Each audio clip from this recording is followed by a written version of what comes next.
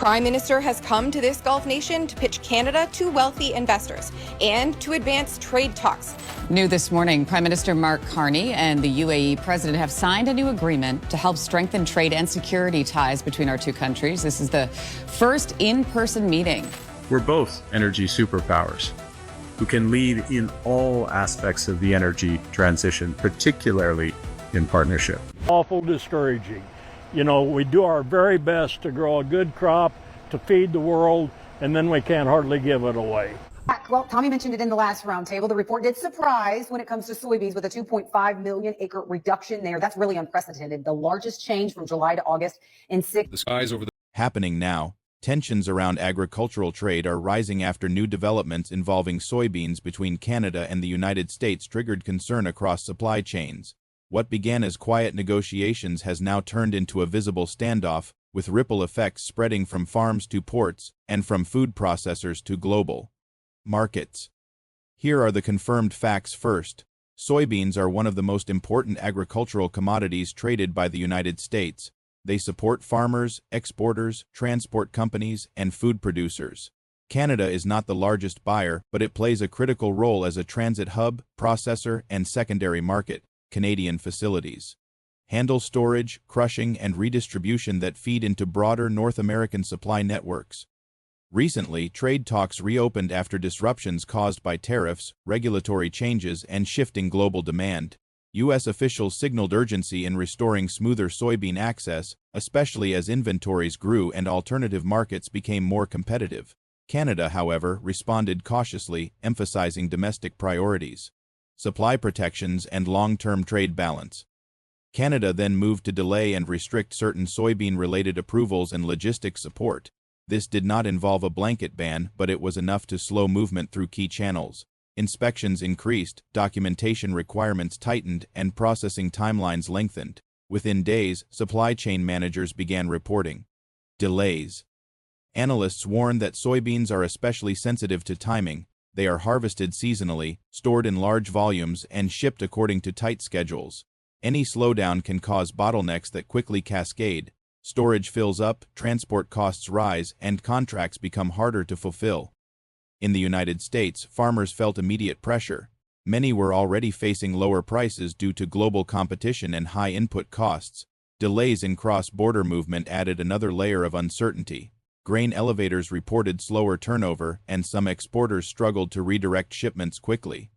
Canada's position has been framed as defensive rather than aggressive. Officials pointed to the need to protect domestic processors, ensure food security, and maintain leverage in broader trade negotiations.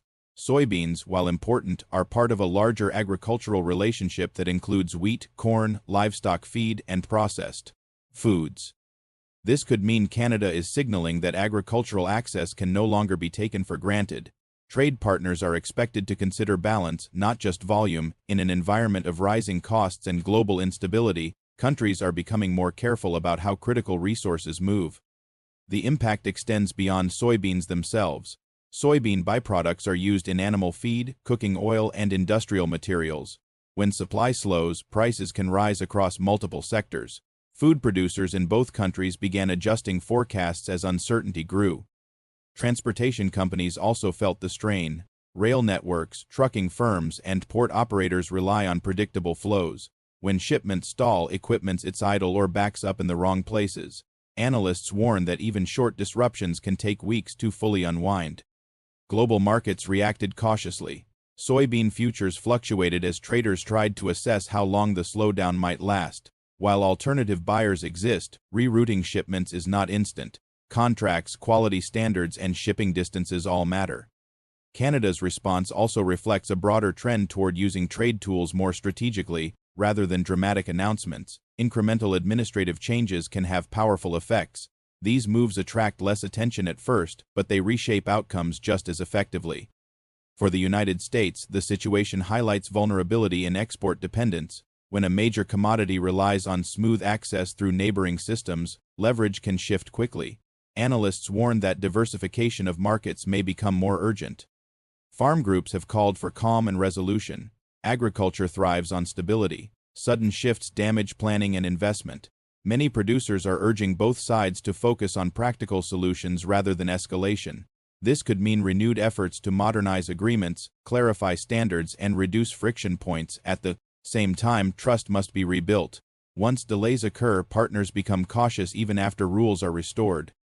There is also a political dimension. Even if officials avoid inflammatory language, agricultural communities carry significant economic and social weight.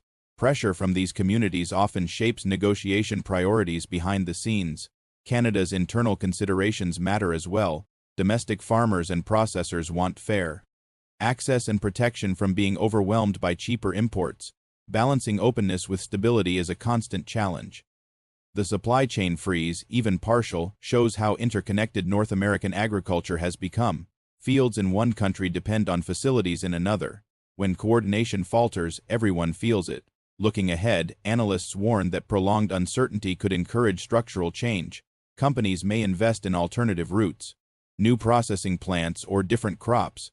These adjustments take time but can permanently alter trade patterns. Food prices are another concern. While consumers may not see immediate changes, sustained disruptions often filter down. Higher feed costs can raise meat and dairy prices. Cooking oil markets may tighten. This could mean inflationary pressure returns through unexpected channels. International observers are watching closely.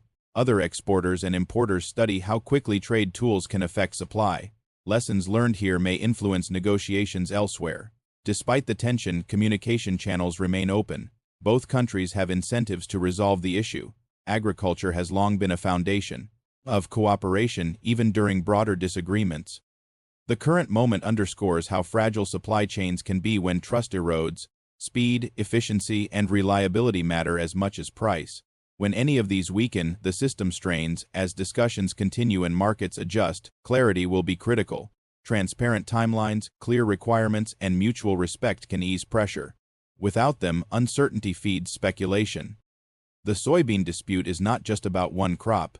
It is about how countries manage dependence, protect interests, and signal boundaries in a complex global economy. As viewers reflect on these developments, one thoughtful question remains. In an era where food supply chains cross borders daily, how can nations defend their interests without risking the stability everyone depends on? The situation continues to evolve as the broader consequences of the soybean disruption begin to surface across multiple layers of the economy. What initially appeared to be a narrow trade disagreement is now revealing how deeply agriculture, logistics, and financial planning are intertwined between Canada and the United States. One of the first long-term effects being discussed is contract reliability. Agricultural trade relies heavily on forward contracts signed months, sometimes years, in advance. When delays or restrictions appear without clear timelines, confidence weakens. Buyers hesitate to commit, and sellers struggle to plan production. Analysts warn that even temporary uncertainty can reduce future contract volumes long after the immediate issue is resolved. Insurance markets are also reacting. Cargo insurance premiums can rise when trade routes are considered unstable. This adds another layer of cost to exporters who may already be operating on thin margins. This could mean smaller producers feel the pressure first, while larger firms absorb costs more easily. Storage capacity has become a growing concern. Soybeans require proper conditions to avoid spoilage. When shipments slow, storage facilities fill up. Once capacity is reached, producers face difficult choices, including selling at lower prices or halting harvest operations. This creates a feedback loop that affects planting decisions. For the next season, in the United States, agricultural lenders are paying close attention. Farm credit depends on predictable cash flow. Delays in export movement can affect loan repayments and credit ratings. Analysts warn that prolonged disruptions could tighten lending conditions in rural areas, even if the overall economy remains stable. Canada's agricultural sector is also navigating complex trade-offs. Domestic processors benefit from stronger negotiating positions, but exporters must consider the risk of retaliation or loss of market share. Maintaining credibility as a reliable trade partner remains essential for long-term success. Global competitors are watching closely. Other soybean-producing regions are prepared to step in when gaps appear. Once buyers adjust supply chains, they do not always return immediately. This could mean market share lost during a disruption may take years to recover. Food manufacturers further down the chain are adjusting recipes and sourcing strategies. Soybeans are a key ingredient in many products from animal feed to processed foods. When supply becomes uncertain, companies may reformulate or seek substitutes. These changes once made are not always reversed. Transportation infrastructure faces uneven strain. While some routes slow, others become congested as exporters attempt to reroute shipments. Rail bottlenecks, port delays, and truck shortages can emerge quickly. Analysts warn that these logistical shocks can ripple outward, affecting unrelated commodities. Labor is another factor. Agricultural transport and processing employ thousands of workers. When volumes drop, hours can be cut or shifts reduced. These impacts are often localized but deeply felt in rural communities.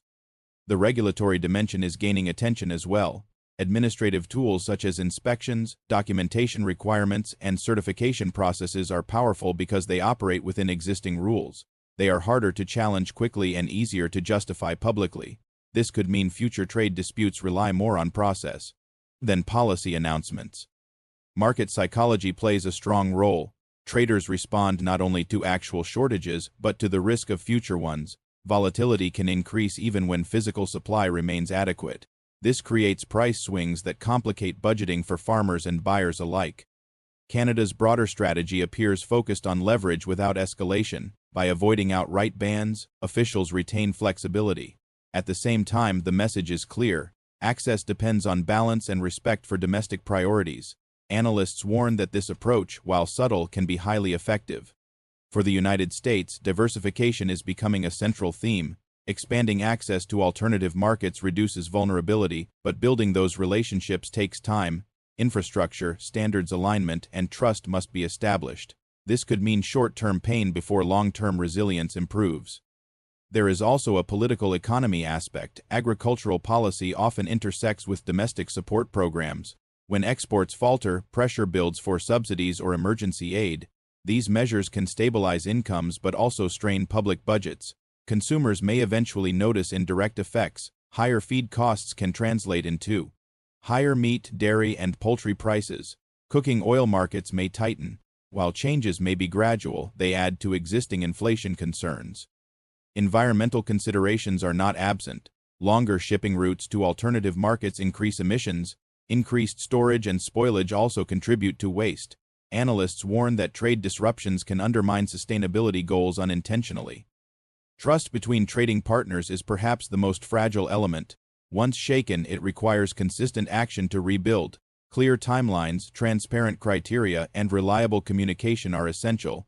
Without them, suspicion lingers even after restrictions ease. International trade bodies are monitoring developments. While the dispute remains within bilateral channels, prolonged friction can attract external scrutiny.